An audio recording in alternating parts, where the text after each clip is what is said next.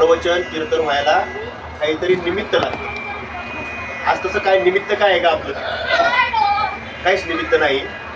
म्हणजे काही कारण नसताना आजची ही सेवा आहे.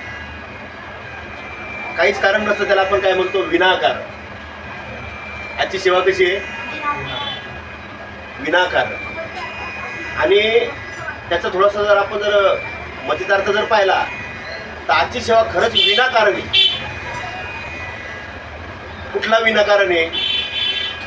तर तुकाराम महाराज म्हणतात, फुटकाची विना त्याला दोन तारा, घाली येर धारा पंढरीच्या. आजच्या सेवेचं कारण काय आहे? विनाकारण. विनाकारण कोणता विना?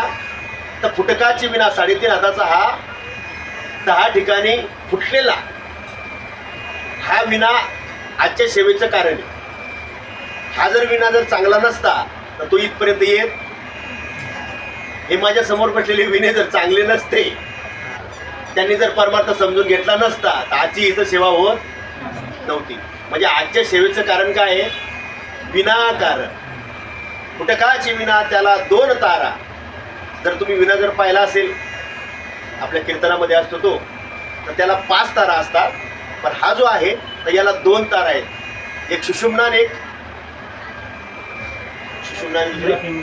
इडा पिंगला. सुषुम्ना म्हणजे तसे ते 3 येतात. तर ह्या 2 तारा या विण्यामध्ये सतत वाजतायत. बघा, प्रत्येकाचा श्वास सतत आत जातो आणि बाहेर येतो. म्हणजे सतत आपला विना आता आहे हो वाजणं चालू आहे. तर आता आपल्याला या प्रवचनाच्या माध्यमातून थोडासा विचार करायचा आहे की आपला हा जो विना चालू आहे, म्हणजे आपला श्वास आत जातो आणि बाहेर येतो, हा कुणाच्या भरवशावर चालू आहे? आईवडिलाच्या, भाऊ बहिणीच्या, मित्राच्या, पती पत्नीच्या? हा श्वास आत जातो आणि बाहेर येतो, यापैकी कुणाच्या भरवशावर चालू आहे? तुम्हाला काय वाटतंय? वा.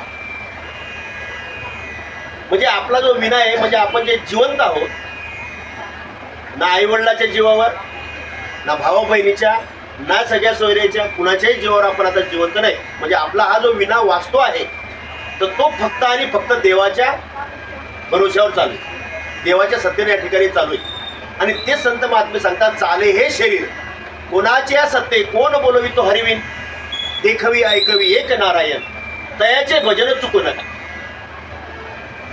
आपण जिवंत आहोत, लहान होतो, म्हणजे जन्माला आलो पासून आतापर्यंत लहानाचे आपण मोठे झालो, तीही त्याची सत्ता आहे. आपण बसलो, ही त्याची सत्ता आहे. आपण बोलतो, ही त्याच भगवंताची सत्ता आहे. आपण कानाने ऐकतो, ही माझ्या भगवंताची सत्ता आहे. तर संपूर्ण आपल्या शरीराचं जे काही चलनवलन होत आहे, ती संपूर्ण सत्ता ही माझ्या भगवंताची आहे.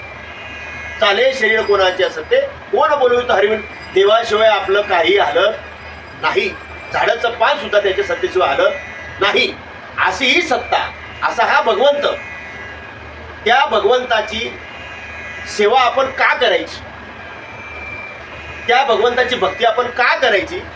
त्या भगवंताची भक्ती आपण कशी करायची? याविषयी साधू संत महात्मे आयुष्यभर या महाराष्ट्राला भक्ती करणाऱ्या भक्तांना या भक्तीच्या मार्गाने येत असताना, आम्ही वैकुंठवासी आलो याची कारणासी, बोलिले जे ऋषी साच भावे वर्ताया, झाडू संताचे मार्ग आडराणी भरले जग, उचिष्टाचा भाग शेष उरला तो शिव. आम्ही भगवंताची भक्ती का केली पाहिजे, कशासाठी केली पाहिजे, हे समजून सांगण्याकरता त्यांनी अख्खं आयुष्य या जनता जनार्दनाकरता ज्ञानोबारायांनी आपलं आयुष्य घालवलं.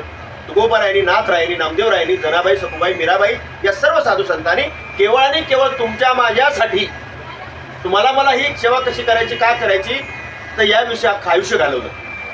आणि सगळ्यांना त्यांनी जवळ बोलवलं. या रे यारेला आणत हो, याती भलत्या नारी नर, करावा विचार नलगे चिंता गवनाशी. आता आपण या ठिकाणी आलो, करावा विचार नलगे चिंता कवनाशी. जेवायचं काम आपलंय, पण आतमध्ये पचवायचं काम कोण करते? तुमचा विश्वास असेल तर देवच करतो. खायचं काम आपलंय, पण पचवायचं काम थोडंसं बिघडलं तर काय होईल? लगे डॉक्टर, हॉस्पिटल. हो, पण त्याने आजपर्यंत व्यवस्थित खायचं काम आपण करतो, पण पचवायचं काम त्यांनी आतापर्यंत सुव्यवस्थित केलेले. आपण रात्री झोपतो, झोपायचं काम आपलं आहे, मग सकाळी आपल्याला उठवतो कोण? म्हणजे तुमच्या लक्षात येईल की आपण भगवंताची भक्ती का केली पाहिजे. थोडासा सूक्ष्म विचार करा ना. झोपायचं काम आपलं, आपण झोपतो रोज, पण सकाळी आपल्याला कोण उठवतो? अलाराम, बायको कोण उठवते आपल्याला? तर आपण जर विश्वास असेल आपला तर झोपायचं काम आपलं आहे, पण रोज सकाळी भगवंत आपल्याला रोज उठवतो, रोज. त्यानं जर ठरवलं ना, काय हो. आमच्या गावचा 200 एकर जमिनीचा मालक सावकार सकाळी, आता नामदेवरायचं गाव आहे आपल्या मराठवाड्यामध्ये, नरशी नामदेव. तर आमच्या गावावरून दिंडी जायची सकाळी उद्या, आणि रात्री आम्ही सगळी दिंडीची तयारी केली, आणि उद्या सकाळी लवकर उठून दिंडीने यायची. त्या आमच्या गावाचे प्रमुख, एवढा श्रीमंत माणूस, पण वारकरी संप्रदायामध्ये सेवा करणारा एक मोठा माणूस, मोठ्या दिलाचा माणूस. रात्री सगळी दिंडीची तयारी केली, उद्या सकाळी आता लवकर उठा पुरो, लवकर मंदिरावर या. आम्ही सगळे मंदिरावर पोहोचलो, पण तात्याचा पत्ता नाही. तासभर वाट पाहिली, पण तात्या काय येत नाही, म्हणून मग आम्ही घरी गेलो. मग काकूला म्हणलं, बाई तात्या का नाही अजून झाले? म्हणले तात्या अजून उठलेच नाही. म्हणलं तात्या उठले नाही असं कसं होईल? आपल्या दिंडी घेऊन जायचं. मग आम्ही काय केलं, दार वाजवलं, तात्या उठा, टाईम झाला. बराच वेळ झाला तात्या तार उडायला तयार नाही. मग ज्यावेळी 4 वाजता सकाळी उठणारे तात्या, आणि जर तात्या दार उघडत नाही तर मग मनात पाल चुकली जरा. मग काय केलं आम्ही, काही पोरं वर माडीवर गेली, माडी गावाकडे माडी असतात, त्या माडीवर गेले, त्या दादऱ्यामधून खाली उतरले त्या तात्या तिथं गेले, मोठ्याने हात मारले तरी तात्या उठायला तयार नाही. आणि एकाने काय केलं, असं उठवण्यात घालवच्या पर्यंत तात्या. झोपायचं काम आपलं आहे, पण उठवायचं काम हे आम्हाला तेव्हापासून लक्ष आहे. झोपायचं काम आपलं आहे, पण उठवणारा माझा देव आहे. माळकरी असो त्याला देवच उठवतो, माळकरी नसला त्यालाही देवच उठवतो. खाणारा असो, पिणारा असो, 2 नंबर धंदे करणारा असो, कोणी असो, झोपणारे सगळे, पण उठवणारा माझा देव. सगळ्याला तो उठवतो. मला वाटतं आईवडिलांनी जन्म दिला तर शेवटपर्यंत आपण आईवडिलाचं ऋण मानतो, नाही का? आईवडिलाची सेवा करावी म्हणतो, नाही का? शेवटपर्यंत त्याला सांभाळावं असं म्हणतो. म्हणजे आईवडिलाचं ऋण आपण मानतो. आपला भाऊ असतो त्या भावाचं ऋण आपण मानतो, बहिणीचंही ऋण मानतो. शेजारीने आपल्याला काही जर मदत केली असेल ना, त्याचंही आपण काय करतो, ऋण मानतो. ज्या गावामध्ये राहतो त्या गावाचं ऋण आपण मानतो. मग या सगळ्याचं आपण ऋण मानतो. मग देवाचं ऋण आपल्यावर आहे का नाही? देवाचं ऋण आपल्यावर आहे का नाही? जन्माला आई वडिलांनी घातलं का देवाने घातलं आपल्याला? लोक म्हणतात, मग ज्यांना माहित नाही त्याला ते काय म्हणतात, जन्माला कुणी घातलं? कुणी जन्माला घातलं बाळा आपल्याला? आई वडिलांनी. बरं का? असं म्हणणारी जी मंडळी आहे ती शास्त्रामध्ये त्याला आज्ञेनी म्हणतात. पण खरंच आपल्याला आई वडील जन्माला घालतात का? तर नाही. तुम्ही आईच्या पोटामध्ये बाळ म्हणजे मेलेलं असं कधी ऐकलं नाही का? बरेच अशा घटना घडतात. किंवा ते आडवयचा डॉक्टर म्हणतात, सांगा बाळ पाहिजे का आई पाहिजे? त्या बाळाला तुकडे करून बाहेर काढतात. मग मला सांगा, जर आईच्या पोटामध्ये जर आई वडील जर जन्माला घालत असतील तर मग ते बाळ मरून बाहेर कसं काय येतं? ते मरतं का? तर याचा अर्थ असा आहे की जन्माला घालणारे आई वडिलांचे फक्त निमित्त आहेत. खऱ्या अर्थाने जन्माला घालणारा कोण आहे?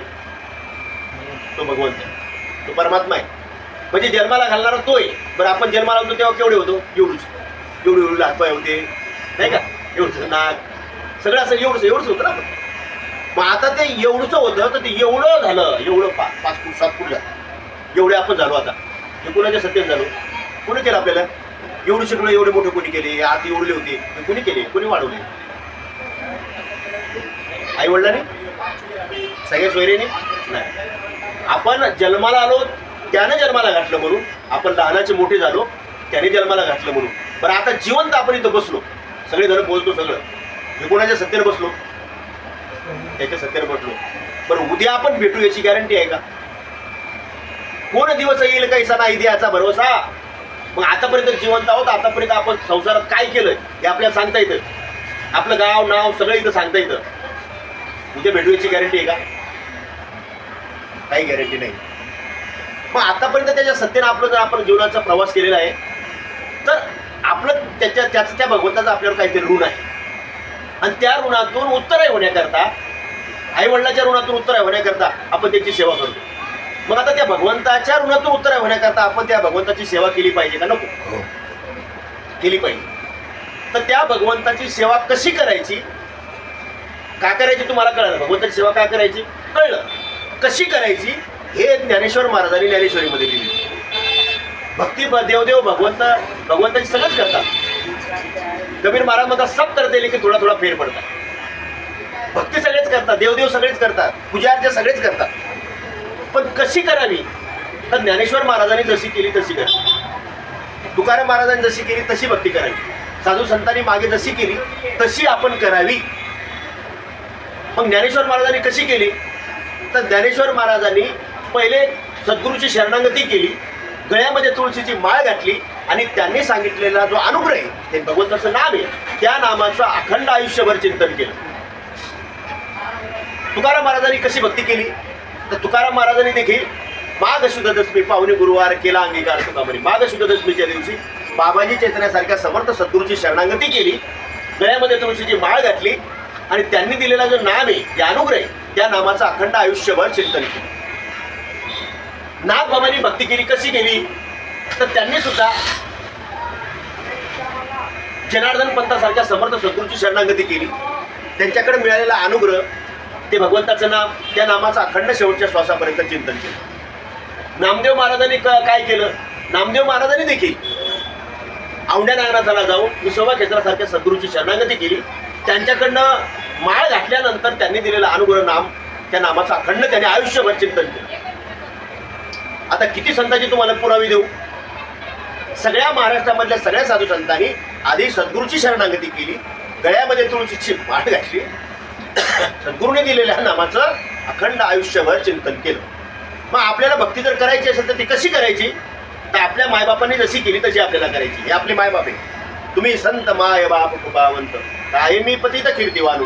तुकाराम महाराज म्हणतात संत आहे हे आपले मायबाप असतात. मुलं कुणाचं पाहून आचरण करतात, जे घरामध्ये वागतात मुलं, घरामध्ये आचरण करतात, हे कुणाचं पाहून, आई वडिलाचं पाहून. तसं परमार्थ आपण कसा करायचा तर आपल्या आई वडिलांनी म्हणजे साधू संतांनी जसा केला तसा आपल्याला करायचा. मग त्यांनी या मार्गाने त्या भगवंताचं नाम मिळाल्यानंतर, अनुग्रह मिळाल्यानंतर आयुष्यभर त्यांनी या नामाचं चिंतन केलं. मग तुम्हाला जर परमार्थ करायचा असेल तर सुरुवातीला आधी प्रपंच कसा करायचा आहे आपल्याला माहीत, फक्त परमार्थ कसा करायचा आहे माहीत नाही. प्रपंच करायचा असला एखाद्या मुलीला तर पहिले काय केलं जातं. आता समजा आबाईचं लग्न करायचं, काय केलं जातं पहिले आधी सोयरी. सोयरी कशाला म्हणतात, मुला मुलीची एकमेकाची पसंती.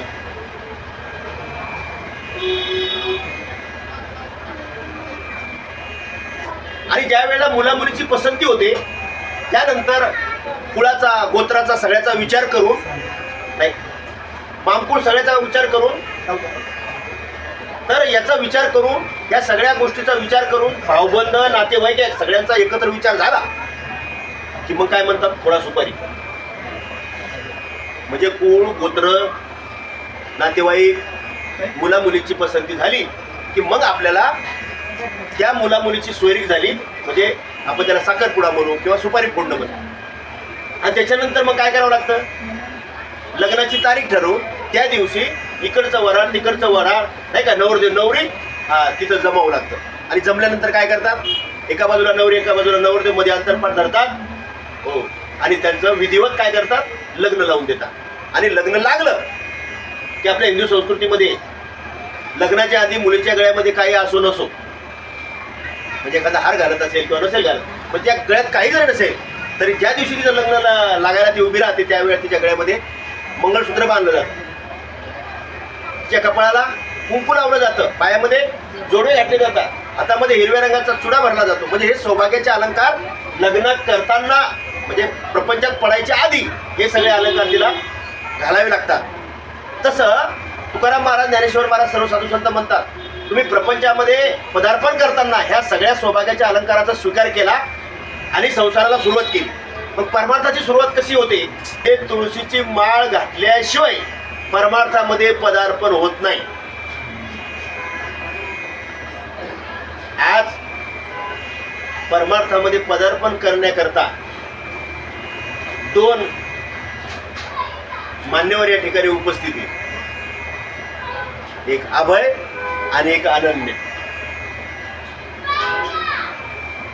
आमच्या सुद्धा आयुष्यामध्ये आमची परमार्थाची सुरुवात आता तरी वय झाले. आम्ही लहान होतो म्हणजे अगदी 5वीच्या दिवशी आमच्या गळ्यामध्ये ती पवित्र तुळशीची माळ घालून आमच्या परमार्थाला सुरुवात झाली. पण फक्त माळ घालून परमार्थाची सुरुवात होत नसते. मला सांगा, कुणी पण माळ मंगळसूत्र घातलं एखाद्या मुलीनं तर ती प्रपंचाची सुरुवात होती का? नाही. विधिवत काय करावं लागतं? लग्न हा विधी येतो. म्हणजे प्रपंचाची सुरुवात आहे विधिवत लग्न, त्याच्यानंतर प्रपंचाची सुरुवात आहे. तशी परमार्थाची सुरुवात कधी? तर विधिवत गुरुप्रचिती, शास्त्रप्रचिती आणि आत्मप्रचिती प्राप्त असणारे समर्थ सद्गुरू जीवनामध्ये यावे लागतात. त्यांची शरणागती करावी लागते आणि शरणागती केल्यानंतर विधिवत ती तुळशीची माळ गळ्यामध्ये घालावी लागते.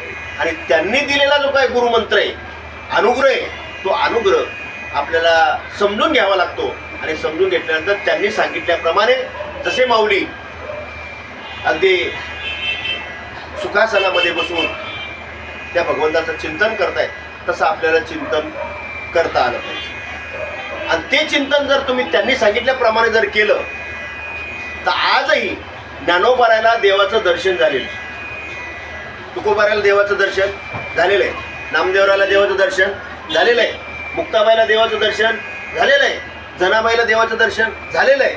मग आपण त्याच मार्गाने जर गेलो तर आपल्याला देवाचं दर्शन होईल का? नाही होणार. तर होणार. पण आपण त्या मार्गाने गेलो तर ते करता तसं जर आपण चिंतन केलं तर ज्ञानेश्वर महाराज म्हणतात, मला देवाचं दर्शन झालं बष्ट चिंतना म्हटल्याबरोबर. तर काय झालं, काय अनुभव आला? तर ते म्हणतात, चित्त चाकाटले आटुगे, वाचा पांगुळली जे त्याच्या ते अपद कंचुकित रोमांचान, अर्धोन मिलित डोळे वर्षताती आनंद जिळे, आतील सुखार मोची निबळे बाहेरी कापे, कंठ सद्गतीत झाला, अंगावर रोमांच उभे राहिले, डोळ्यामधून आनंदाश्रूच्या धारा वाहू लागल्या. आनंदुरे आजी आनंदुरे, सभाय अभ्यंतरी अवघा परमानंदुरे. म्हणजे संताच्या मार्गाने जर आपण जर गेलो, माऊलीच्या मार्गाने जर आपण चालायचा प्रयत्न केला तर ही आनंदाची अवस्था जो अनुग्रह घेतो त्याला ती प्राप्त होते. म्हणजे त्याला अशा प्रकारे त्या भगवंताचं दर्शन होतं आणि दर्शन झाल्यानंतर त्याला आनंद होतो.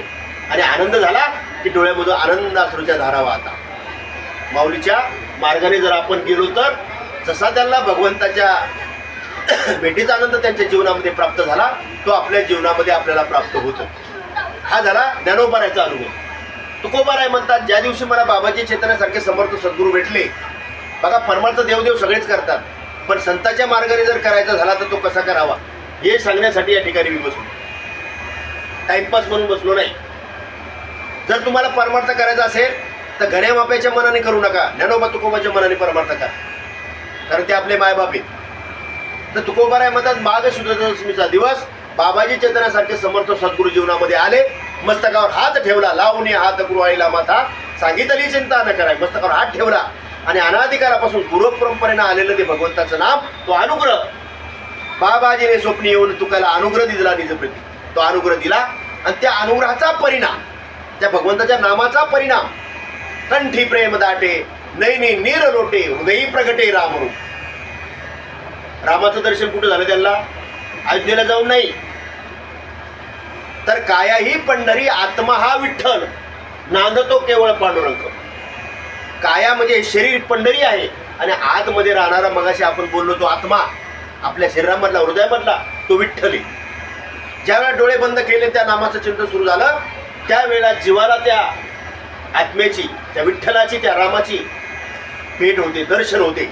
आणि दर्शन आतमध्ये झालं, जीवाला शिवाचं दर्शन झालं, भक्ताला देवाचं दर्शन झालं, विठ्ठला दर्शन झालं की एवढा आनंद होतो की अंतरीचे धावे स्वभावे बाहेरी. मग आतमध्ये झालेला आनंद हा तो आतमध्ये थांबत नाही, स्वभावे बाहेरी धरीत आहे परी आवरणा. मग असं अंग असं थरथर कापू लागतं, कापे तो थरारी, स्वरूप देखी नेत्री, अश्रुत्या भितरी वाहतात, डोळ्यामधून आनंदाच्या धारा वाहतात, अंगावर रोमांच उभे राहतात, कंठ सद्गतीत होतो आणि तो आनंदाचा अवस्थेचा अनुभव त्या साधकाला प्राप्त होतो. तुकोबाराय म्हणतात बाबाजी चैतन्याच्या कृपेनं माघ शुद्ध दशमीच्या दिवशी हा अनुग्रह माझ्या आयुष्यामध्ये मला प्राप्त झाला. आणि हा अनुग्रह प्राप्त झाल्यानंतर तुकोबाराय म्हणतात आनंदाचे डोही आनंद तरंग आनंदाची अंग आनंदाची, म्हणजे तुकोबाराच्या जीवनामध्ये आनंद प्राप्त झाला, तुकोबाराच्या जीवनामध्ये सुख प्राप्त झालं. हा ते सद्गुरूच्या कृपेनं प्राप्त झालेला अनुभव तुकोबारायांनी मांडला. ज्ञानोबारायला देखील सद्गुरूच्या भेटीनंतर हा आपल्या सुखाचा आनंदाचा अनुभव मांडता आला. तेच शांतीब्रह्म एकनाथ महाराज. पैठणमध्ये एकनाथ महाराजांचा जन्म झाला. आई वडील बालपणी असताना वारले. आजोबा आजीनं एकनाथ महाराजांचा सांभाळ केला. लहानाचं मोठं करत असताना आई वडील नाहीत, पोरकं झालेलं आहे लेकरू. पण अंतकरणामध्ये भगवंताची सेवा करण्याचा दृढ भाव. म्हणून शाळेमधून सुटलं की नाथबाबांनी जायचं. गावाच्या बाहेर एक शंकराचं मंदिर होतं, त्या मंदिरामध्ये जाऊन बसायचं. आणि सहजच लेकरं मंदिरामध्ये गेले की डोळे बंद करतात. आणि जसे आपण काही मंत्र म्हण ओम नमः शिवाय म्हणू लागलो की ते लेकरं म्हणतात. तसं एकनाथ महाराजांनी काय करावं, त्या मंदिरात जायचं, डोळे बंद करायचे, ओम नमः शिवाय ओम नमः शिवाय. किती दिवस? दिवस नाही, महिने. किती महिने नाही, 12 वर्ष. किती जप केला? 12 वर्ष. रिकामा वेळ मिळाला की मंदिरात जायचं, ओम नमः शिवाय. 12 वर्षाने एक तप पूर्ण झालं. त्या पिंडीमधून लख प्रकाश पडला आणि आकाशवाणी झाली, नाथा 12 वर्ष झाले माझ्या दर्शनासाठी तू इथं बसलास, पण असं डायरेक्ट माझं दर्शन होत नाही. कुणाला कुणी म्हणेल की मला देव भेटला, तर असं होत नाही कधी. नाथा जर मला भेटायचं असेल, माझं दर्शन जर तुला हवं असेल, तर इथं बसून जमणार नाही. तर तुला संभाजीनगरमध्ये देवगिरी किल्ला आहे, त्या देवगिरी किल्ल्यावर जनार्दन पंत, देवगिरी किल्ल्याचे किल्लेदार जनार्दन पंत आहेत, त्यांची शरणागती करावी लागेल. सद्गुरूच्या शरणागतीशिवाय देवाचं दर्शन आतापर्यंत कुणाला झालं नाही, कुणाला होणार नाही. म्हणून तू काय कर, पैठण सोड आणि देवगिरी किल्ल्यावर जा. म्हणजे कुणाला जर वाटत असेल की बाबा नाही आपल्या मनाने आपण देवाची भक्ती करू, तर एकनाथ महाराजाला मनाच्या मार्गाने भक्ती करता आलेली नाही, ज्ञानेश्वर महाराजाला मनाच्या मार्गाने भक्ती करता आली नाही, तुकाराम महाराजाला मनाच्या मार्गाने भक्ती करता आली नाही. मग काय केलं ना, एकनाथ महाराजांनी पैठण सोडलं आणि पायी पायी पैठण ते देवगिरी किल्ला इथं गेले आणि जनार्दन पंतासारख्या समर्थ सद्गुरूची शरणागती केली आणि महाराज अनुग्रह मिळाला. अनुग्रह मिळाल्यानंतर नाथबाबाला विचारलं, नाथबाबा तुम्हाला देवाच्या दर्शनाचा काय अनुभव आला का? तर नाथबाबाने अभंगामध्ये गवळणीमध्ये मांडून ठेवला, सावळा देखीला आनंदाचा, तेने आनंदाचा पूर आला, सावळा देखीला आनंदाचा. त्या भगवंताचं दर्शन झालं, आनंदाचा पूर आला. आनंदाचा पूर म्हणजे काय? सात्विका भरणे रोमाशी दाटणे, स्विदाचे जीवन येऊ लागे, कापे तो थरारी स्वरूप देखी नेत्री, अश्रुत्या भितरी वाहतात. आनंदाचा पूर म्हणजे अष्टसात्विक भाव म्हणतात त्याला. डोळ्यातून अश्रूच्या धारा लागणं, अंगावर रोमांच उभी राहणं, अंग थरथर कापणं, डबडबून घाम येणं, हे 8 भाव आहे. ते अष्टसात्विक भाव निर्माण झाले आणि त्या भगवंताचं दर्शन, त्या कृष्ण भगवंताचं दर्शन शांतीब्रह्म एकनाथ महाराजांना आपल्या हृदयामध्ये झालं. चला आता हे सगळे 3ही संत तुम्हाला पुरुष सांगितले. आता तुम्हाला माता भगिनींनो, तुम्हाला त्या महिला संताचं सांगतो. जनाबाई. जनाबाई म्हणतात 14 माणसाच्या कुटुंबामध्ये नामदेवरायच्या घरी धुणं भांडी दळणकांडण मी करायची. हे सगळं करत असताना नामदेवरायच्या बोटाला धरून मंदिरामध्ये जायचं. नामदेव कीर्तन करी पुढे देवनाचे पांडुरंग. नामदेवरायची भक्ती फार मोठी होती, पण देव कीर्तनामध्ये नाचत होता, ताटामध्ये जेवत होता, पण सद्गुरूशिवाय खऱ्या देवाचं ईश्वराचं दर्शन होणार नाही. म्हणून देवाने नामदेवरायाला औंढे नागनाथाला पाठवलं. सद्गुरूची भेट झाली, अनुग्रह मिळाल्यानंतर खऱ्या भगवंताचं खऱ्या स्वरूपाचं दर्शन नामदेवरायाला झालं, म्हणजे हृदय मंदिरामधल्या भगवंताचं दर्शन झालं. तर जनाबाई म्हणते, मी ज्या वेळेला नामदेवरायाची शरणागती केली त्यावेळेला तो भगवंताचा नामाचा अनुग्रह मिळाला आणि अनुग्रह मिळाल्यानंतर मी काय केलं, दळिता कांडिता तुझ गाईन रे अनंता, दळिता कांडिता तुझ गाईन रे अनंता, नवी संवेक्षण भरी. बघा बर का, जनाबाई संत पदाला पोहोचली फक्त नामाचं चिंतन करू. पण ते नामाचं चिंतन आपल्यासारखं नाही, सकाळी 5 मिनिटं संध्याकाळी 10 मिनिटं. कसं चिंतन केलं जनाबाईनं? नवी संवेक्षण भरी तुझे नाम गा मुरारी, तुझे नाम गा मुरारी, दळिता कांडिता, दळिता कांडिता तुझ गाईन रे अनंता. म्हणजे दळायला बसली जनाबाई ती देवाचं नाम. सुंदर माझे जाते गे फिरते कौतुके, गोव्या गाऊ कौतुके तुये रे बा विठ्ठला. दळाय बसली तरी देवाचं नामस्मरण, धुयाला बसली तरी देवाचं नामस्मरण, भांडे घासायला बसलं तरी देवाचं स्मरण. म्हणजे कुठलंही कामामध्ये काम काही म्हणा राम नाम, अशा प्रकारचं जनाबाईचं आयुष्य गेलं. महाराज जनाबाईने एवढी भक्ती केली, त्या जनाबाईचा एवढा अधिकार.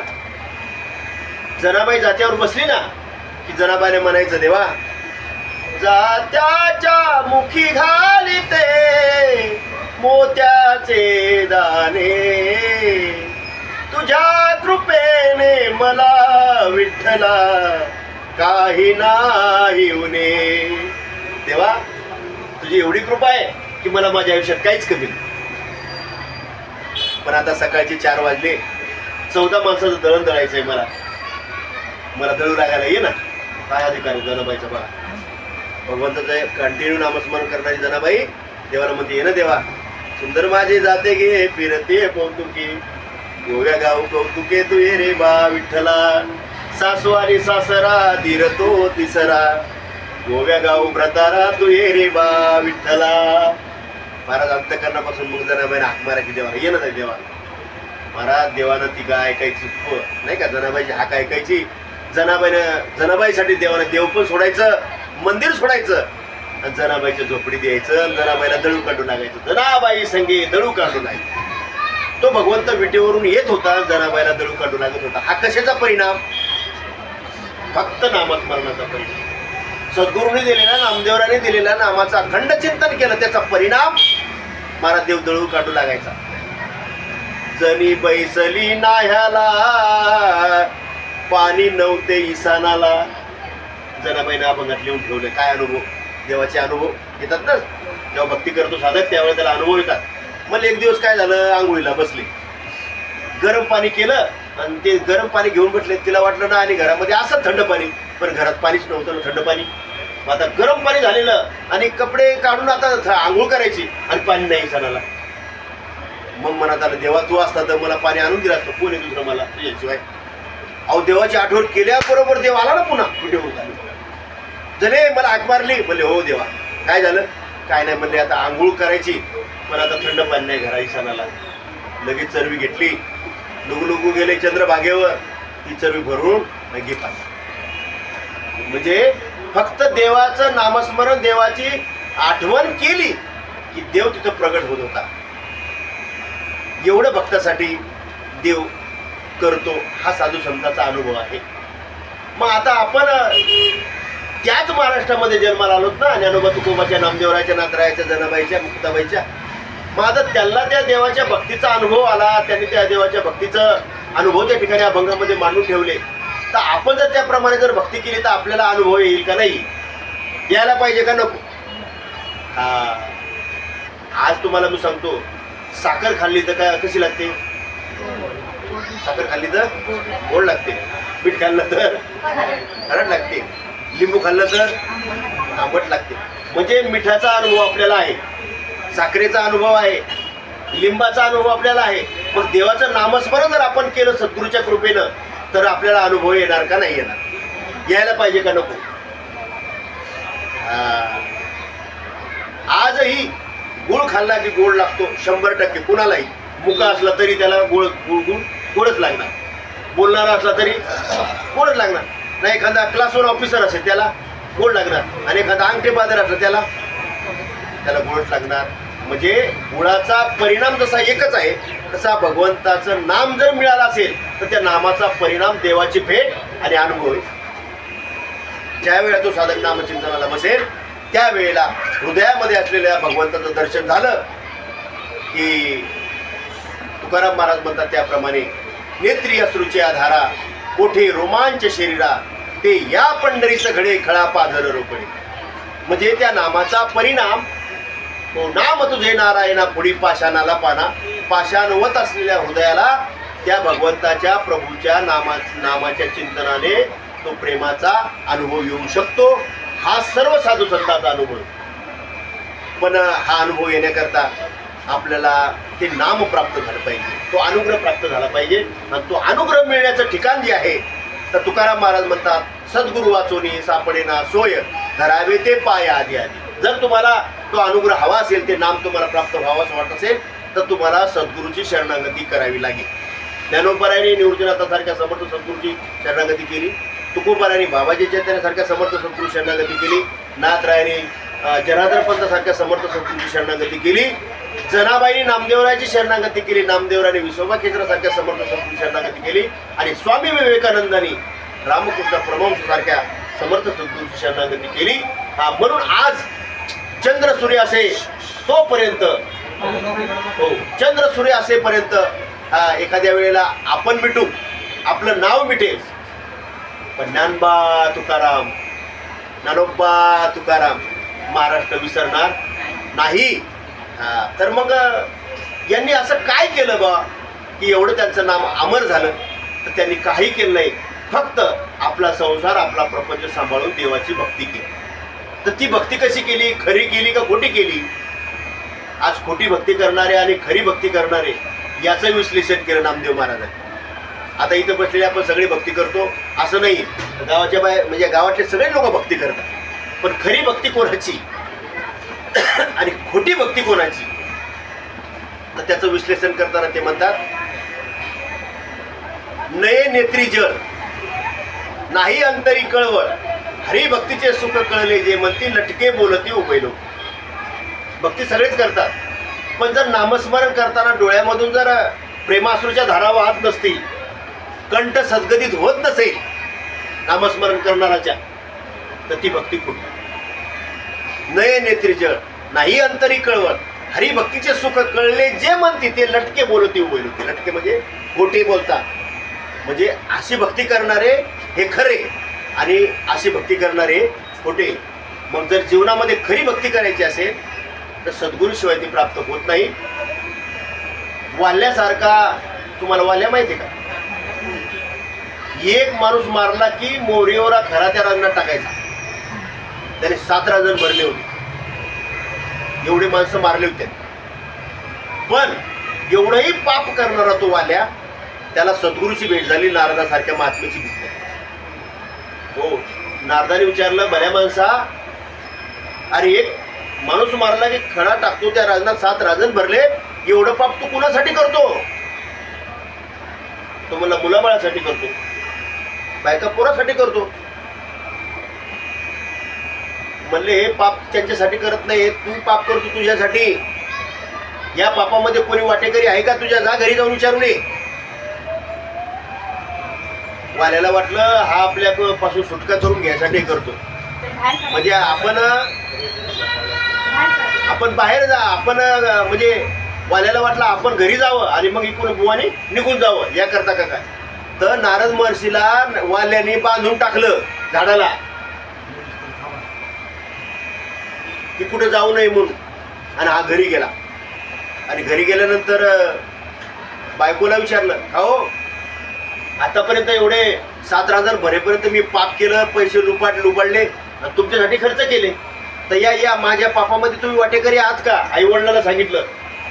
आई वडील म्हणले, बाळा तुला जन्माला घालणं, लहानाचं मोठं करणं हे आमचं कर्तव्य आम्ही केलं, पण आता म्हातारपणी आधार देणं तुझं काम आहे. या पापात वाटेकरी आम्ही नाही. आईबापाने सांगितलं, आम्ही वाटेकरी नाही, तुझं कर्तव्य, तू चांगलं काम करून पैसा आणायचा घरात का वाईट काम करून, आम्हाला काय माहिती तू माणसं मारत होते. आई वडिलांना सांगितलं, आम्ही वाटेकरी नाही. मग अर्धांगी बायको ती तरी वाटेकरी आहे का म्हणून तिच्याकडे गेला.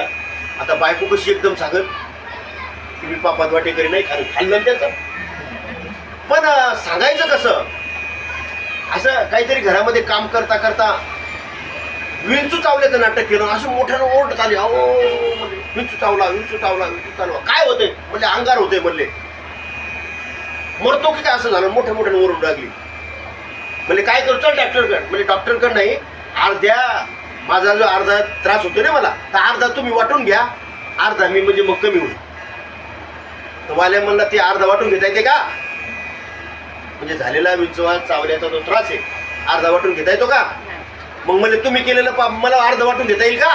म्हणजे कसं समजून सांगितलं मला, सांगितलं तर पाहिजे, पण ते अशा आयडियानं मग वाल्याच्या डोक्यामध्ये टूप पेटली का, अरे बापरे 7 रांजण भरलं, याच्यामध्ये बायको वाटेकरी नाही, आई वडील वाटेकरी नाही, हे लहान लहान पोरं कशी काय वाटेकरी असणार आहे?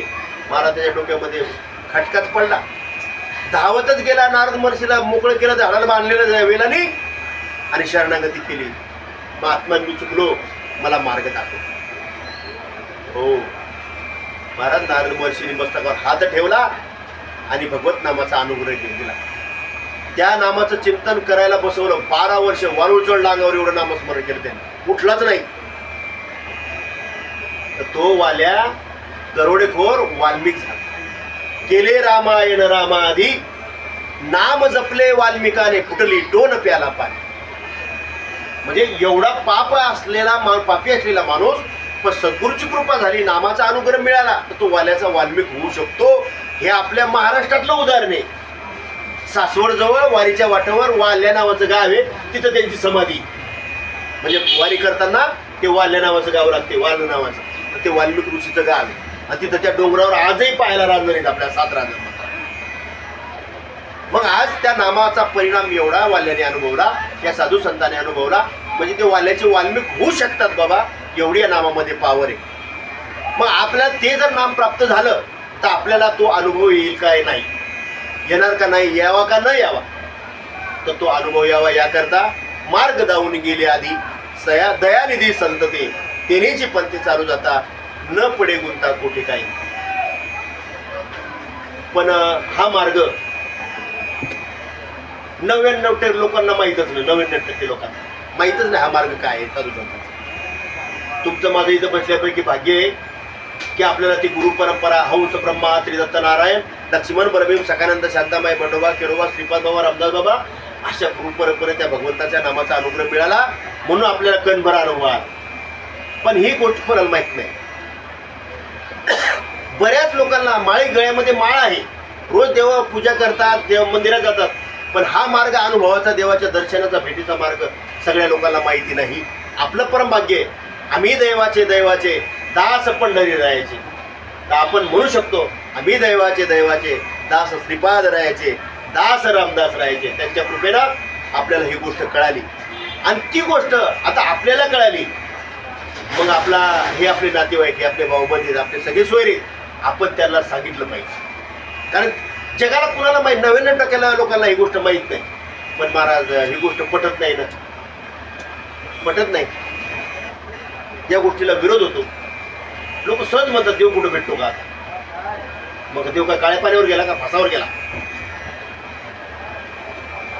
आपली आई भेटली ना आपल्याला जन्मल्याबरोबर, बाप भेटला ना, आपला भाऊ भेटला ना आपल्याला, बहीण भेटली ना, लग्न झालं, बायको भेटली ना, भाऊ भेटला, नवरा भेटला, मग देव का नाही भेटत? म्हणजे लग्न झालं, आई भेटली, बाप भेटला, भाऊ भेटला, बहीण भेटली, लग्न झालं, बायको भेटली, नवरा भेटला, आणि देव भेटणार नाही. फक्त देव भेटण्याचा जो मार्ग आहे, देवाच्या दर्शनाचा जो मार्ग आहे, तो मार्ग आपल्याला कळला पाहिजे. त्या मार्गावर चालणाऱ्याची जर आपण शरणागती केली, त्याचं जर बोट धरलं, बघा तुम्ही रस्त्यावर जर गेला तर अंध माणसं असतात, ते अलीकडे इथं चौकात उभे राहतात, आणि त्यांना पलीकडे जायचं असते, तर ते काय करतात, कुणाला बी एखादा माणूस जर शेजारून चालला, हे दादा इकडे रे, इकडे काय बाबा, आम्हाला फक्त पलीकडे सोडून. त्यांना तो मार्ग माहीत नसतो, पण त्याला पलीकडे जायचं असते. मग ते काय करतात, त्याचं बोट धरतात, त्याची काठी धरतात, आणि त्याला पलीकडे नेऊन सोडतात. मग मला सांगा, आंधळ्या माणसाला जर पलीकडे जायचं असेल तर डोळसाचे काय करावं लागतं? डोळसाचा हात धरावा लागतो, डोळसाचं पाठ धरावं लागतं. तसं हा परमार्थ आपल्याला माहीत नाही, म्हणजे आपण त्याच्यामध्ये अज्ञानी आहोत. मग आपल्याला त्याचं ज्ञान व्हायचं असेल तर आपण कोणाचे पाय धरले पाहिजे? कोणाचं पोट धरले पाहिजे? सद्गुरूचे पाय धरले पाहिजे. नामदेव महाराज म्हणतात, हा मार्ग सोपा आहे, तुका म्हणे सोपे आहे सर्वांनी, पण शहाणा तो ध्वनी घेतो येते. इथे जर यायचं असेल तर इथं शहाणा व्हावं लागतं, अडाणी राहून चालत नाही. उगाच रोज करतो आम्ही पूजा, करतो आम्ही भक्ती, करतो आम्ही नामस्मरण, वाचतो आम्ही ग्रंथ, करतो आम्ही पारायण, असं चालत नाही. तर त्यांनी जसं केलं तसं आपल्याला करावं लागेल. मग ते कसं केलं तर ज्ञानेश्वर महाराज मग आजच्या ओवीमध्ये सांगतात, नव्या अध्यायामध्ये, तरी झडझडवणी वैला निघ.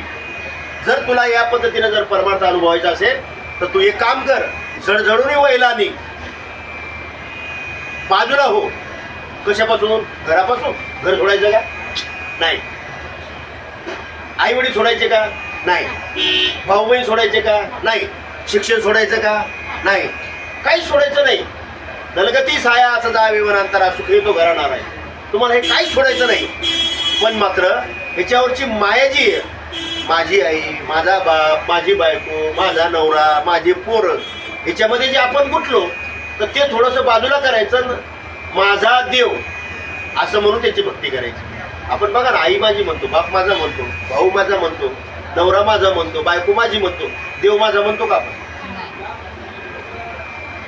बायकोसाठी अख्खं आयुष्य घालतो नवरा,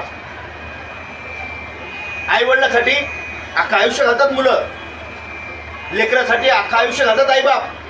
पण देवासाठी? आई देवासाठी वेळ एका 24 तास एखादा तास देता तुम्ही? पण मग जन्माला कोणी घातलं? देवाने, आई बापाने. आई बापासाठी तुम्ही सगळं करता, भाऊ बहिणीसाठी सगळं करता, बायका पोरासाठी तुम्ही सगळं करता, 24 तास त्यासाठी खर्च करता. मग ज्याने जन्माला घातलं त्यासाठी नको काय करायला? त्याच्यासाठी काय करायचं तर त्याच्यासाठी ज्ञानोबाने जे केलं ते करायचं. म्हणजे आपण याच्यात गुंतलो तर याच्यातून बाहेर पडायचं. तरी झडझडवणी वैला नाही, याच्यातून थोडं बाहेर पडायचं. तुम्ही म्हणता आई वडील माझे, खरंच आई वडील आपले? तुम्ही म्हणता बायको माझी, खरंच बायको तुमची आहे? खरंच नवरा तुमचा आहे? खरंच हे मुलं तुमची आहेत का? साधू संतांनी अनुभवलं नाही रे, नाही कुणाचे कोणी, नाही रे, नाही कुणाचे कोणी, नाही कुणाचे कुणी, तुझे नव्हे रे कोणी, अंती जासी एकला प्राण्या, माझे माझे म्हणून. एकटा आलास शेवटी एकट्याला जायचं, काय बरोबर घेऊन जायचं? आतापर्यंत माणसाचे गेले, आज्या गेला, पंजा गेला, बापही मसना गेला. याच घरात राहत होता ना बाप, याच घरात राहत होता ना आजोबा, याच घरात पंजोबा राहत होता ना गावाकडे. पण एखाद्याने एखादा घराचा तुकडा घेऊन गेले का? शेताचा तुकडा घेऊन गेले का? काही बँकेतली काही रक्कम घेऊन गेलेत का? एकटे आले, एकटे गेले, काही बरोबर हल्लं नाही, काही बरोबर घेऊन गेले. कोण? आजोबा पंजोबा. आपण काय आलो? आपण काय घेऊन आलो? एकटे आलो का कोणाला बरोबर घेऊन आलो? एकटे आलो. बरं काही बरोबर आणलं का? काही चाललं नाही. बरं यातलं बरोबर घेऊन काही जायचं का? काहीच घेऊन जायचं नाही. पण गुटलो कुठं? याच्यात गुटलो. घर माझं, बायको माझी, पोरं माझे, सगळं याच्यातच गुटलो. रात्रंदिवस खपतो याच्यासाठी. पण वेळ आल्यानंतर समजा नवऱ्याचा मृत्यू झाला तर बायको काय करेल नवऱ्यासाठी? सोडवेल का त्याला माझ्या तावडीतून? बायको नाही सोडवला. बरं बायको मेली तर नवरा सोडवेल का? बरं मुलगा मेला, आईबाप सोडवतील का? नाही.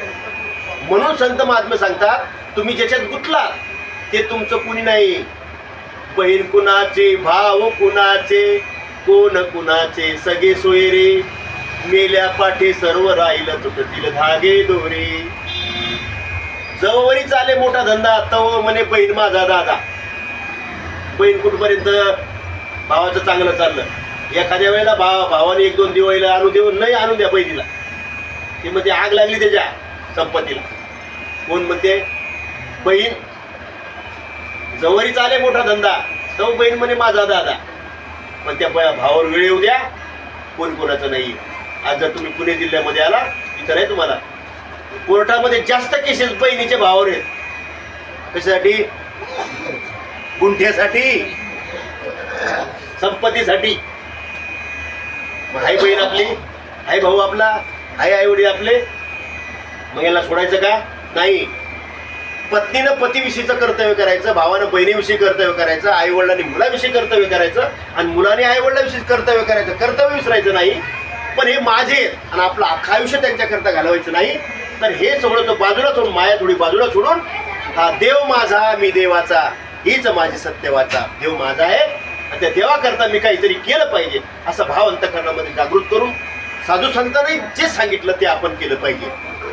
काय केलं पाहिजे? त्यांनी आयुष्यभर सांगितलं, करा रे बापांनो साधन हरीचे, झनीकरणीचे करू नका. मला सांगा, भाऊ आपला आहे ना, मग बहिणीचा भावावर विश्वास असावा का नसावा? बहिणीचा भावावर विश्वास असावा का नसावा? असला पाहिजे. मला वाटतं, समजा तो दारू पित असेल, तो मांसाहार करत असेल, बहिणीचा त्याच्यावर विश्वास असला पाहिजे का नको?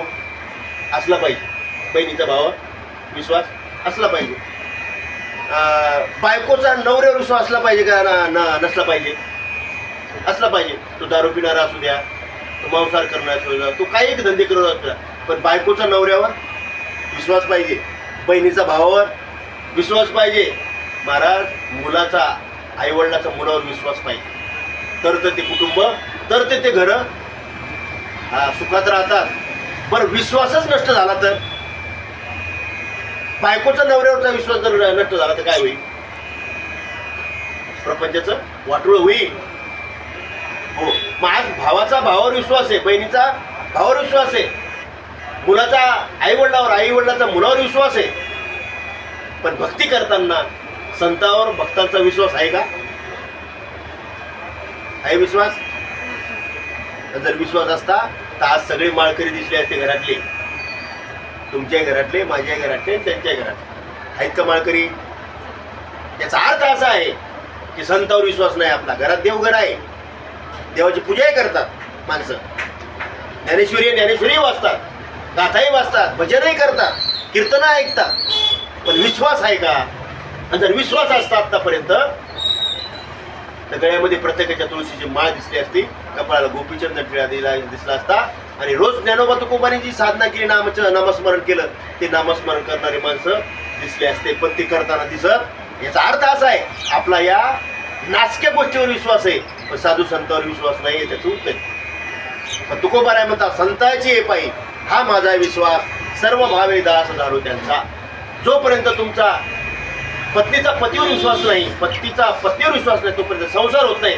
तसा जोपर्यंत संतांवर तुमचा विश्वास नाही, तोपर्यंत तुमचा परमार्थ होऊ शकत नाही, आणि तुमचा परमार्थ सुरू झालेला शेवटापर्यंत जाऊ शकत नाही.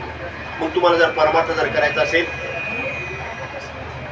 तुम्ही प्रपंच करणारी सगळी मंडळी आहात. मी पुण्याला राहतो, आई वडील गावाला राहतात, बहीण पण गावाला राहतात. जर दिवाळीला काही अडचण आली ना मला, तर मी गावाला जाऊ शकत नाही. पण ज्यावेळेला दिवाळीचा सण येतो ना, मला बहिणीची आठवण येते आणि बहिणीला माझी आठवण येते. आणि जेव्हा बहिणीला माझी आठवण येते ना, तेव्हा तिकडे बहिणीच्या डोळ्यामध्ये अश्रूच्या धारा राहतात, आणि मला जेव्हा बहिणीची आठवण येते तेव्हा माझ्या डोळ्यामध्ये बहिणीसाठी अश्रूच्या धारा येतात. पुण्याला राहतो पण दिवाळीला आला नाही. आईला आठवण आली की आईच्या डोळ्यामध्ये का नसेल आला, वडिलाच्या डोळ्यामध्ये का नसेल आला. आई वडिलाला जर लेकराची आठवण आली तर लेकराचे आई वडिलाच्या डोळ्यात अश्रूच्या धारा येतात. बहिणीला भावाची आठवण झाली तर बहिणीच्या डोळ्यात, भावाच्या डोळ्यात अश्रू धारा येतात. मला सांगा, हे आपल्या अनुभवाचे विषय नाही सगळे, आपण अनुभवत नाही सगळे. मग आपण देवाची भक्ती करतो, देवाची आठवण झाली तर आपल्या डोळ्यात अश्रूच्या धारा येतात का? यायला पाहिजे का नको? याचा अर्थ असा आहे, आईविषयी आपल्या अंतःकरणात प्रेम आहे, बापाविषयी आहे, भावाविषयी आहे, सगळ्याविषयी प्रेम आहे. देवाविषयी प्रेम आहे का? जोपर्यंत देवाविषयी प्रेम आपल्या अंतःकरणामध्ये निर्माण होत नाही तोपर्यंत महाराज आपल्या डोळ्याला अश्रूच्या धारा येत नाही, त्याच्याविषयी ते प्रेम निर्माण होत नाही. हो, आजही एकांतामध्ये जर असलो, जर माईची आठवण झाली ना, तर मी एकटाच बोक्सी रडतो. कारण आई जेवढे उपकार करते लेकरावर तेवढ्या जगामध्ये दुसरं कोणी करत नसते. म्हणून मातृदेवो भव म्हटलंय, पितृदेवो म्हटलंय. आई आणि वडील हेच देव असतात लेकराचे. मग आता आई वडील माळकरी आहेत, मुलांनी माळी घालायला नको का? आई वडील देव असतात ना. तर आई वडील ज्या मार्गाने गेले, चांगल्या मार्गाने त्या मुलांनी जाणं गरजेचं आहे. आणि मला या तुमच्या ऐरोलीला आल्यानंतर एवढा आनंद आहे की आई आणि बाबा केरोबाबाचे अनुग्रही आणि घरामध्ये अखंड नामाची साधना करणारे दोघं जण, पण मुलाच्या उशिरा का होईना, आमचे अविनाश भाऊ असतील, रवींद्र भाऊ असतील, यांच्या ते लक्षात उशिरा का होईना ही गोष्ट लक्षामध्ये आली. आणि जो वसाहनी वारसा केरोबाबाच्या कृपेनं आईवडिलांना मिळाला, तो श्रीपाद बाबा रामदास बाबाच्या कृपेनं आज त्यांना तो प्राप्त झालेला. आणि जो प्राप्त झाला तर तो त्यांची इच्छा आहे, किंवा त्यांना वाटतच असेल ना की आमच्या भावाने ही गोष्ट समजून घेतली पाहिजे, आमच्या बहिणीने समजून घेतली पाहिजे, आमच्या दाजीने समजून घेतली पाहिजे, आमच्या भाच्याने समजून घेतली पाहिजे. जी गोष्ट आम्हाला उशिरा कळाली की आमच्या दाजीने का समजून घेऊ नये, ती गोष्ट आमच्या भाच्याने का समजून घेऊ नये, ती वस्तू, ती काय गोष्ट आहे, आनंदाची गोष्ट जी आम्हाला प्राप्त झाली, ती का आमच्या सगळ्या स्वरे समजून घेऊ नये असं त्यांना वाटतं. म्हणून त्यांनी आधीच फोन केला मला, महाराज तुम्ही येणारच आहे कीर्तनाला, पण मग एक दिवस आधी या. का? त्यांना त्यांच्यासाठी नाही ते, की आम्हाला एक गोष्ट जी कळाली ती आमच्या दाजीला कळाली पाहिजे, आमच्या भाच्यालाही कळाली पाहिजे, आमच्या बहिणीला कळाली पाहिजे, आमच्या सगळ्या सैऱ्याला कळली पाहिजे. म्हणून आधी बोलवून घेतलं मला. वास्तविक आजच्या सेवेचं काही कारण आहे का? काहीच कारण नाही, विनाकारण आहे. पण त्याला कारण तुमचा विना आहे. 3.5 हाताचा हा विना आहे. सतत तो वाचतोय, पण ज्याच्या सत्यानं वाचतो त्याची सत्य तुम्हाला माहीत नाही, त्याची भक्ती तुम्हाला माहीत नाही, त्याचा अनुभव तुम्हाला नाही. जर तुम्हाला तो यायचा असेल तर तुम्हाला जगाच्या पाठीवर दुसरीकडे कुठेही जायची गरज नाहीये, काही गरज नाहीये. काहीच बाई सोने करा, एक चित्ता आवडे अनंत आळवावा. तुम्हाला घर देखील सोडायची गरज नाही. घरामध्ये 2 डोळे बंद करा. पण मात्र त्याकरता ती गोष्ट काय आहे तुम्हाला समजून घ्यावी लागेल. जशी अविनाश भाऊनी या ताईने वगैरे घेतली, ती गोष्ट तुम्हाला समजून घ्यावी लागेल. तुम्हाला घर सोडायचं नाही, तुम्हाला मंदिरात जायचं नाही, तुम्हाला वारीला जायचं नाही, तुम्हाला कुठेही जायचं नाही. घरात बसून ती गोष्ट तुम्ही करू शकता. पण ती कशी करायची हे मात्र तुम्हाला समजून घ्यावं लागेल. आणि ते समजून घेण्याच्या आधी काही पथ्ये आहेत. मला सांगा, आता मगाशी आमचा विषय चालला होता नाही का भाऊबद्दल, की डायबिटीज झाली, पण तू जर गुळ साखर खायला लागला रोज तर कसं होईल? जास्त होणार ना ते. म्हणजे आजार झाला तर त्याचं काय केलं पाहिजे? डॉक्टरकडे गेलं पाहिजे, बरोबर आहे. पण आधी डॉक्टरकडे गेल्यानंतर जे औषध दिलं ते औषध घ्यायचं घेता घेता ते पथ्य सांभाळलं पाहिजे. नुसतं औषधच घेतो, जर पथ्य नाही सांभाळलं तर तो आजार बरा होईल का? नाही होणार. तसं परमार्थामध्ये परमार्थ करायचं असेल तर तुम्हाला गळ्यामध्ये माळ घालणार असाल, हो, कपाळात गोपीचंद टिळावर नामस्मरण तुम्ही करणार असाल, पण काही पथ्य, ते पथ्य तुम्हाला सांभाळावे लागतील. गळ्यामध्ये माळ जर घालायची असेल, ज्ञानोबा तुकोबाच्या मार्गाने जर जायचं असेल तर जसं डॉक्टरनी तुम्हाला औषध दिलेले ते तर घ्या, पण पथ्य सांभाळा. इथं नामस्मरण तर तुम्ही करा, गळ्यामध्ये तुळशीचं माळ घाला, पण काही पथ्य, ती पथ्य तुम्हाला सांभाळावे लागते. आणि आज का लोक माळी घालत नाहीत याचं कारण आहे की पथ्य सांभाळायचं जमत नाही. पथ्य कोणते येतं? मांसाहार चालत नाही. दुसरं पथ्य दारू व्यसन चालत नाही. मला त्याची काहीच गरज नाही. ठेवा, एकदा त्या भगवंताच्या नामामध्ये भगवंताच्या रंगानं तुम्हाला बाकीचं काय आठवत आहे, पण रंगायला पाहिजे ते. तर विषय काय चालला होता आपला? जर तुम्हाला डॉक्टरने दिलेली औषधी घेऊन तुम्हाला बरं होता येईल का? नाही होता येणार. तुम्हाला पथ्य सांभाळले पाहिजे. तसं भगवंताचं नामास्मरण पूजा अर्चा करून बरं होणार आहे का? नाही होणार. तर पथ्य सांभाळले पाहिजे. मांसाहार अजिबात चालत नाही, व्यसन कुठलंच चालत नाही, परस्त्री माते समान, परपुरुष आईबापा समान, अशी संस्कृती आहे. आणि हे जर पथ्य पाळून जर तुम्ही भक्ती केली तर आजही देव तुम्हाला भेटायला तयार आहे. तुमच्यासाठी तो काही करायचा आहे. गोरोबा काकासाठी त्यांनी मडके घडवली, चोखोबारासाठी बाळातपण करायला आला. मग आपल्यासाठी तो काय येणार नाही. पण आपण जर भक्ती करतो त्या भक्तीला तो म्हणते तुम्ही सांगता ते बरोबर आहे, फक्त हे ऐकत नाही लोक. काय करू त्याची भाषा तुम्हाला नाही कळणार. आतापर्यंत आई वडिलांनी सांगितलं पण पोराने ऐकलं नाही, पोरीने ऐकलं नाही.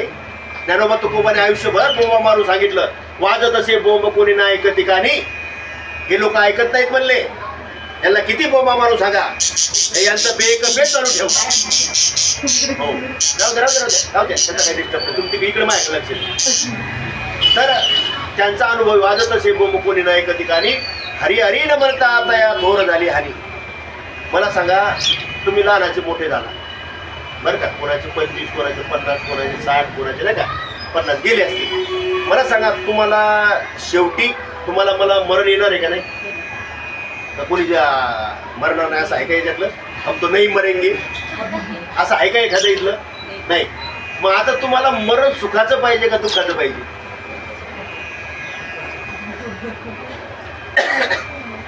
बसलेल्यापैकी मरावं तर लागणार. मग आपल्याला मरण सुखाचं पाहिजे का दुःखाचं पाहिजे? जर मरण दुःखाचं पाहिजे असेल तर आतापर्यंत जे सांगितलं ना प्रवचना ते काहीच करू नका. पण जर मरण सुखाचं यावं असं वाटत असेल ना तर मग मात्र या गोष्टी तुम्हाला करायला. तुम्ही कोणाचं ऐकू नका, कोणाचंच ऐकू नका. पण तुम्हाला मरण सुखाचं यावं असं वाटत असेल तर मग मात्र तुम्हाला हे ऐकावंच लागेल. हेच गाणे गा तुम्ही, हेच गाणे गा. तुम्हाला हे गावं लागेल, तुम्हाला करावं लागेल. आणि जर तुम्ही केलं, एक सांगू का तुम्हाला, जर आई वडिलांनी केलं तर तेच संस्कार, तीच परंपरा मुलं सांभाळतात. माझ्या आजोबांनी केलं होतं. माझे आजोबा माळकरी होते, आजी माळकरी होती. तर तोच वसा आणि वारसा माझ्या आई वडिलांनी सांभाळला. पोटाला पोटभर खायला अन्न नव्हतं घरात. लोकांच्या सालानं काम केलं बापाने, मायनं लोकांच्या दारोदार जाऊन ते दळण कांडण केलं. पण गळ्यामध्ये पवित्र तुळशीची माळ, रोजचा संध्याकाळचा हरिपाठ कधी चुकले नाही. तेच संस्कार माझ्यावर झाले. घरी आलं, दप्तर टाकलं की आईनं सांगायचं राम, मंदिरावर जायचं हरिपाठा करता.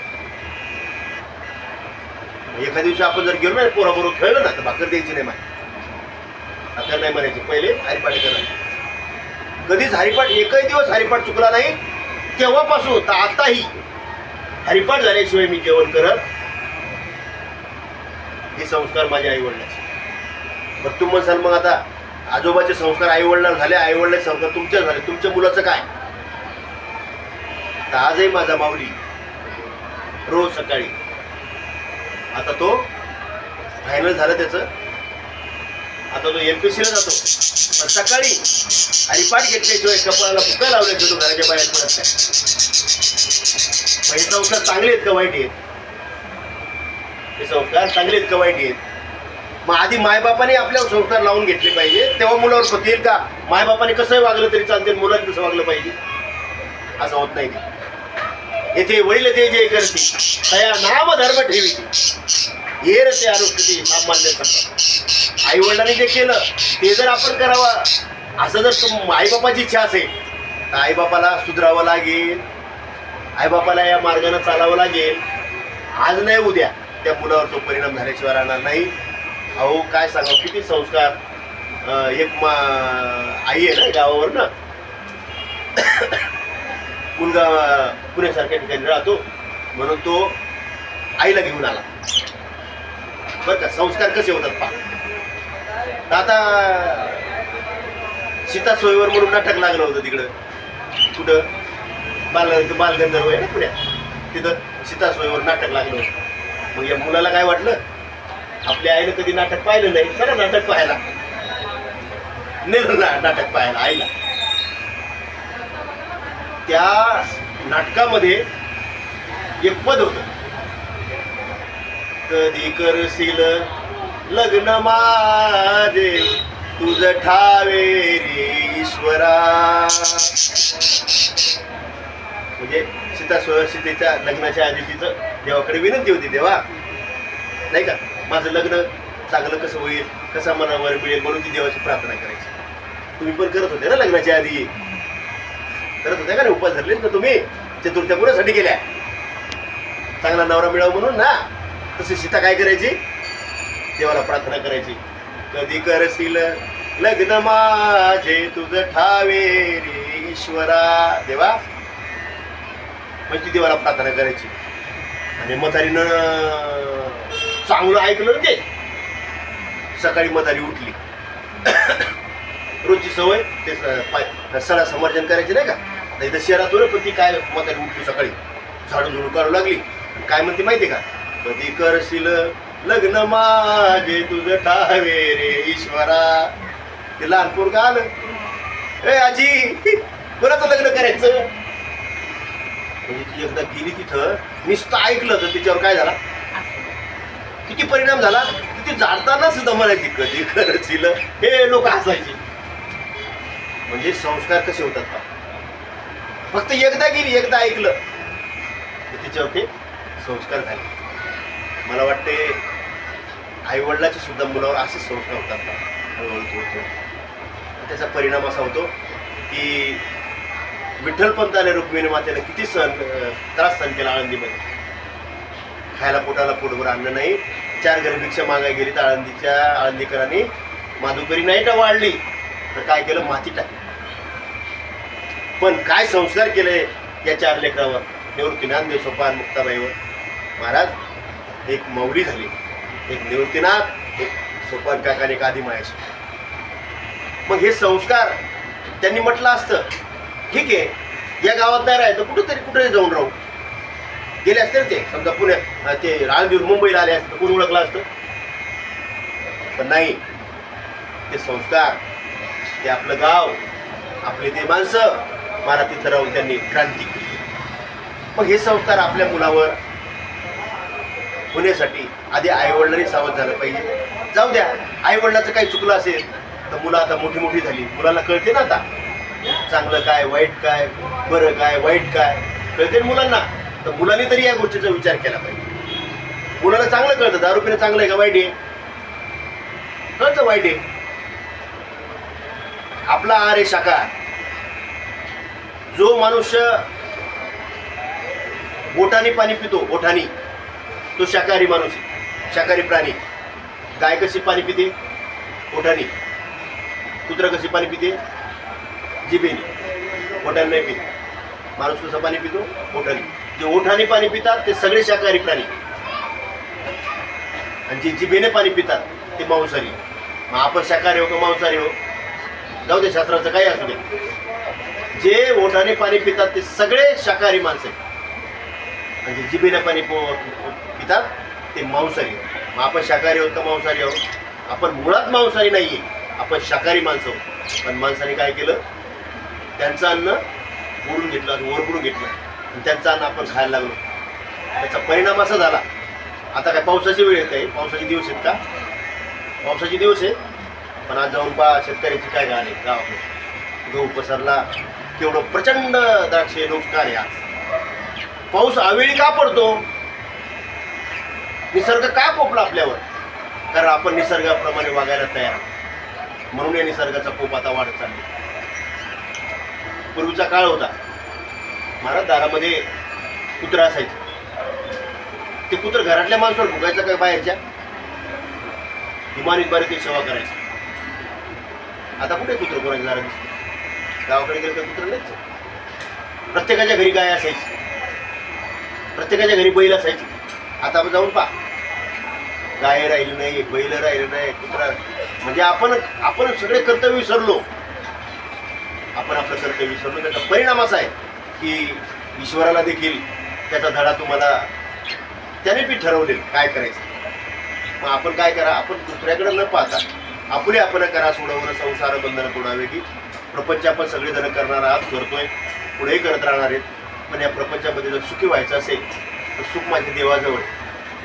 सर्व सुखाच्या आगर बापरकुमा देवीवर त्या देवाची आपण भक्ती केली पाहिजे, त्या भगवंताचं नामस्मरण आपण केलं पाहिजे. पण ते कसं केलं पाहिजे? वरून वरून नाही. आपण आईवर प्रेम करतो मुलगा म्हणून, वरून वरून करतो का आतून करतो? अंतःकरणापासून करतो, अंतःकरणापासून करतो नाही का? आई आपल्या लेकरावर प्रेम करते, अंतःकरणापासून करते का वरून वरून करते? अंतःकरणापासून करते. महाराज, एक गाय आपल्या वासरावर प्रेम करते, ती देखील अंतःकरणापासून करते. तुम्ही जर गावाकडे जर पाहिला असेल, अनुभव असेल, त्या गायीला ज्या वेळेला ते वासरू होतं ना, त्यावेळेला तुम्ही जवळ जाऊन त्या वासराकडे जाऊन धरून पाहायचा प्रयत्न करा. ती जवळ येऊ देत नाही गाय. किंवा कुत्री जेव्हा येते ना, तेव्हा ते कुत्रे होतात ना पिल्लं तिचे, तुम्ही जाऊन एखादं पिल्लं धरून पहा काय करते ती कुत्री, पुढून खाईल तुम्हाला. म्हणजे किती प्रेम करते ती त्या मुलावर, अंतःकरणापासून करते ना. मग आता आपण देवावर प्रेम करायचं, ते वरून करायचं का आतून करायचं? मग आता अंतःकरणापासून प्रेम केलं पाहिजे. आणि अंतःकरणापासून प्रेम जर करायचं असेल तर हा माऊली ज्ञानोबाने आपल्याला मार्ग दाखवला. मार्ग दावून गेले आधी दयानिधी ती संतते. मग माळ काय घालायची? तर आपली परंपरा, तुळशी माळ गळा गोपी जन्नत ठेवा. आणि या तुळशीची माळेचं महत्त्व मगाशी बोलता बोलता बोलून गेलो. ही तुळशीची माळ जर गळ्यात असेल आणि आपण जर सकाळी स्नान करत असाल तर सकाळी स्नान करत असताना 360 तीर्थ त्या भूतलावर, त्या 360 तीर्थाचं, गंगा यमुना गोदावरी या सगळ्या नद्याचं पुण्य आपल्याला एका स्नान केल्याने प्राप्त होतं. 360 तीर्थाचं पुण्य एकदा आंघोळ केल्यानंतर प्राप्त होतं.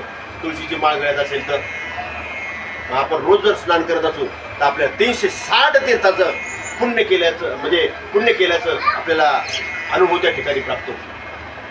म्हणून गळ्यामध्ये तुळशीची माळ घातली पाहिजे. आणि तुळशीची माळ का घातली पाहिजे?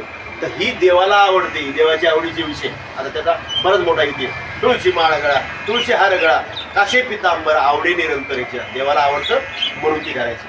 मग आता मला सांगा ना, बायकोनं भाजी केली पाहिजे नवऱ्याच्या आवडीची का आपल्या आवडीची? तुम्ही कसं करता? आपल्या आवडीची का नवऱ्याच्या आवडीची? नवऱ्याच्या आवडीची. मग तुम्ही भक्ती केली पाहिजे देवाच्या आवडीची का आपल्या आवडीची? देवाच्या आवडीची केली पाहिजे. मग देवाला तुळशीची माळ आवडते म्हणून आपण तुळशी माळ घालायची, आपली परंपरा आहे. आणि ती माळ तोच घालू शकतो की जो निर्व्यसनी राहील, जो मांसाहार करणार नाही, जो परस्त्री परपुरुष आईवडिला समान मानेल, त्यांनाच तो परमार्थ करता येईल. ते एक बंधन एक प्रकारचं. मग ते घातल्यानंतर आपण अशा पद्धतीने जर परमार्थ केला तर आजही देव आपल्याला कृपा करायला तयार आहे. देव आपल्याला संकटातून बाहेर काढायला तयार आहे. हो, देवाचं जर तुम्ही ऐकत असाल ना, रोग सुद्धा तुमच्या जवळ येणार नाही. देवाचं तुम्ही ऐकत असाल तर. पण आपण देवाचं ऐकत नाही. तुम्हाला माहिती आहे का रोग कशामुळे येतात, आपले आजार कशामुळे येतात? तुकोबरायला लिहून ठेवले, तुका म्हणे पापे येती रोगाची या रूपी. आपल्याला जे आजार येतात ना, हे आपल्या पापाचे फळ आहे. आता मग लहानपणी आपल्याला कळत नाही, मोठेपणी तर कळायला पाहिजे. मग ते पापाचे फळ आपण आता भोगायचे समजा, त्याच्याबद्दल वाद नाही. पण इथून पुढे आपल्या हातावर पाप घडणार नाही असा आपण विचार केला पाहिजे. आणि तो विचार जो करेल त्या मार्गाने जो चालेल त्याला नक्की भगवंताची प्राप्ती होईल. घरामध्ये अंतःकरणामध्ये सुख शांती समाधान प्राप्त होईल. आणि जो आनंद त्यांना प्राप्त झाला तो आनंदाचा अनुभव तुम्हाला प्राप्त होऊ शकतो. त्याकरता माऊली ज्ञानोबा म्हणतात, तरी जडजडोनी वैला अनेक बाजूला वाहत आहे माय वादो. ये भक्तीचे वाटेला. कोणता मार्ग आहे?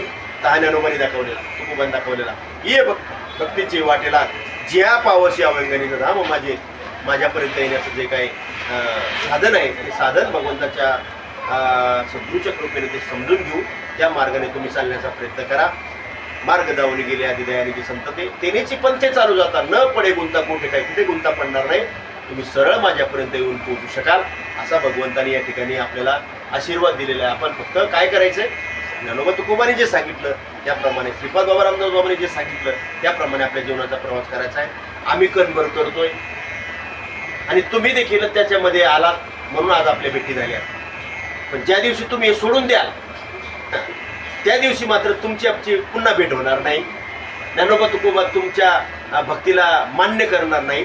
जोपर्यंत तुम्ही करता तोपर्यंत ज्ञानोबा तुकोबाचं तुमच्याकडे लक्ष राहील, श्रीपाद बाबा रामदासबाबाचं लक्ष राहील, पांडुरंगाचं लक्ष दृष्टी तुमच्याकडे राहील.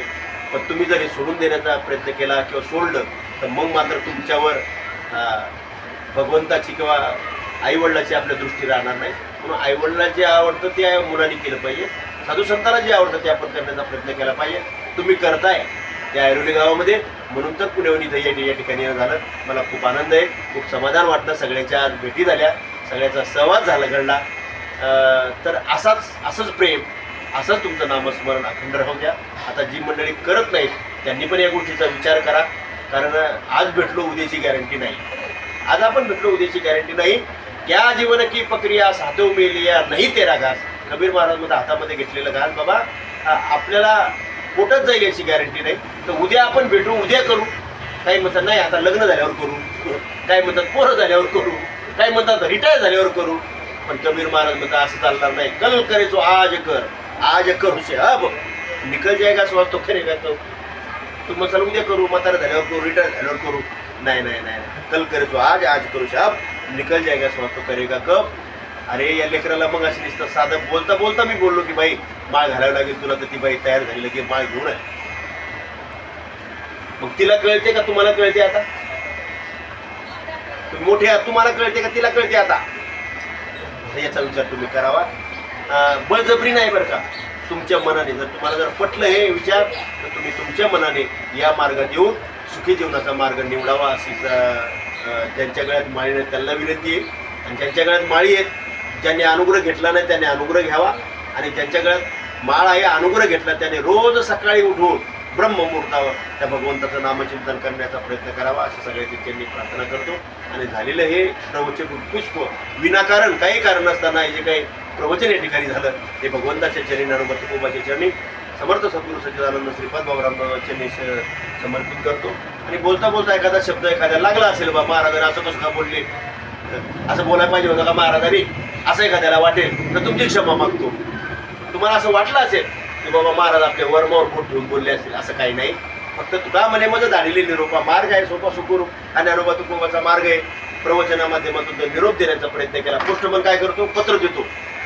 पत्र द्यायचं काम असतं. ते काय लिहिलं ते कोणी वाचायचं? ते तुम्ही म्हणजे घरच्या मालकाने ना. तसं हे पत्र तुमच्या पुढे गेलं, तुम्हाला वाचायचं तर वाचा, नसेल पटलं तर सोडून द्या. पण असंही वाटलं असेल की एखाद्याला अंतकरणात एखादा शब्द गेला असेल तर मी तुमची सगळ्यांची क्षमा मागतो. आणि या ठिकाणी या छोट्याशा प्रवचन सेवेला या ठिकाणी विराम देतो. कुंडली गवर्धा हरी विठ्ठल, श्री ज्ञानदेव तुकाराम, पंढरीनाथ भगवान की जय, मौली ज्ञानेश्वर महाराज की जय, जगद्गुरु संत तुकाराम महाराज की, सच्चिदानंद श्रीपाद बाबान की जय, सच्चिदानंद रामदास बाबान की जय, अवधूत चिंतन श्री गुरुदेव दत्त गोपाल कृष्ण भगवान की जय. विठ्ठल विठ्ठल विठ्ठल.